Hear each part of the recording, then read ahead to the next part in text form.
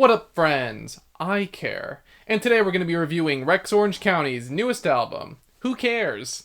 This is the fourth studio album by English singer-songwriter Alexander O'Connor, aka Rex Orange County. I was actually not very familiar with his work going into this project. I know he was kind of on the wave of bedroom pop that became popular a few years ago, however, I wasn't really following his musicality or his evolutions all that much. This album pleasantly surprised me though. It's a light and airy journey into introspection, and while it does play a little bit safe occasionally, it's a pretty pleasant experience overall. Keep It Up is a strong opener to the record thanks to its light beat and elegant strings. O'Connor's vocals fit the delicate and ethereal vibe that we got going on here, and the vocals in general have a sort of Foster the People styled cadence to them, which I think really adds to the sort of indie pop sound that this album has.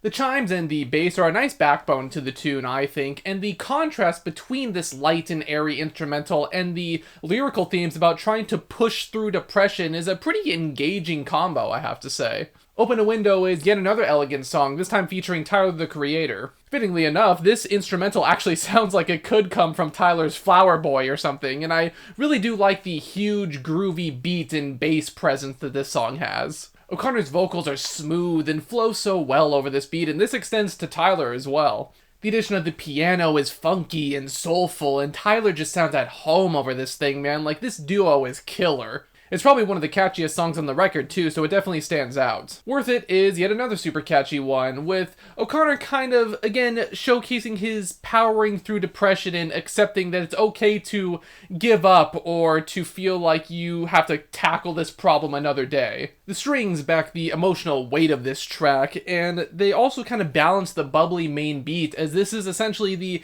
instrumental version of the sort of scenario and situation that we got going on in the lyrics. It's a super fun and quirky track overall.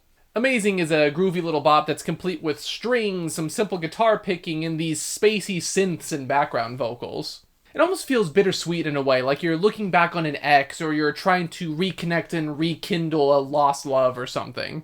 It's a simple and summary sort of tune, but in a way, that rawness kind of fits the lyrical angle, as it's just kind of a raw expression of feelings and emotions for this person. One in a Million's bigger bass presence is pretty cool. It definitely gives this song an added attitude and punchiness in comparison to the other tracks here. Pretty smooth vocal flows on here as well, with O'Connor kind of switching it up a bit and giving us some different vocal flares and styles depending on the progression of the track. Lyrically, it is a bit similar to the previous song, however, I think the different instrumental angle helps it have its own identity.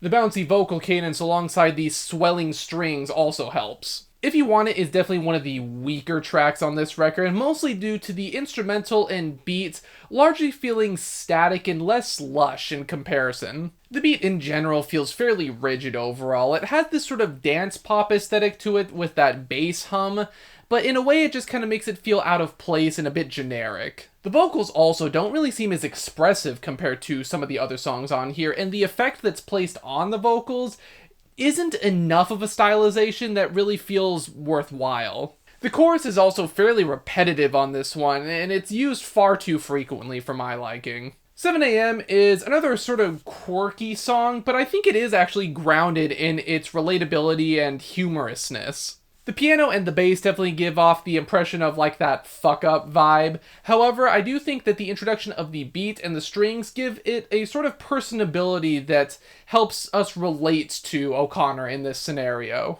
It's a sort of personability within the madness, I guess. I especially like the line, "I know that I want to be independent, I really want to prove myself today, but what if I'm hopeless and dependent?" The delivery on that chorus is also super smooth and has a great flow to it. I do think the vocals on the bridge can be a bit spotty here and there, but I really dig the song overall. The shade is almost going into like contemporary R&B territory, but hey, it works. The guitar is a welcome addition that adds a nice mix-up to the album's sound overall, and I think this added texture also fits the vocals as well. I will say, though, that the song kind of stays in one place a lot, though, and though the added emphasis on the guitar and the sort of contemporary R&B aesthetic is different for the album sound, there's not as much variation within the song itself. I do think the chimes that come in, though, are a pretty cute little addition that adds to the sort of love song aesthetic that we got going on here, though. After a harmless little interlude, we get to Shoot Me Down, probably one of my favorite songs on the record. That huge piano emphasis is a big plus, I think, and it also really helps complement the strings as well. The vocals also take a bit more of a serious turn here. For some reason, it kind of reminds me of like Turn Blue era Black Keys, but I think it actually fits this album's overall mood and vibe. You also still hold on to the more elegant moments of this album's sound too, as the piano kind of morphs into something a bit lighter during the pre-chorus. It's a great track with great vocals and progression, and also some pretty interesting lyrics about not feeling appreciated when you're with this person, or how the relationship between the two just isn't working out. I will say though, unfortunately, I think the title track was kind of a weak way to end the project. It largely just feels like a repeat of 7 AM, and not much is really meaningfully changed to help this one stand out. It's pretty sparse from an instrumental standpoint as well, making it feel kind of underwhelming compared to the lush tracks that we had previously.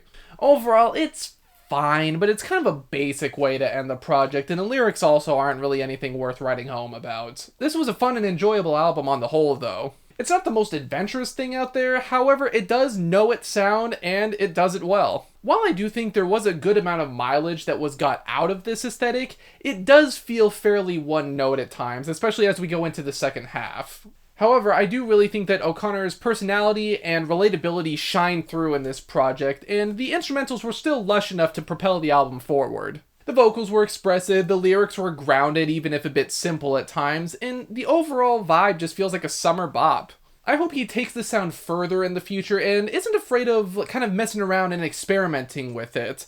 I feel like adding a few more instrumental flourishes could help elevate his sound and aesthetic to new levels. It also wouldn't hurt getting a bit more descriptive in the lyrics as well, going a bit more in-depth about his problems and just general insights on what he's going through.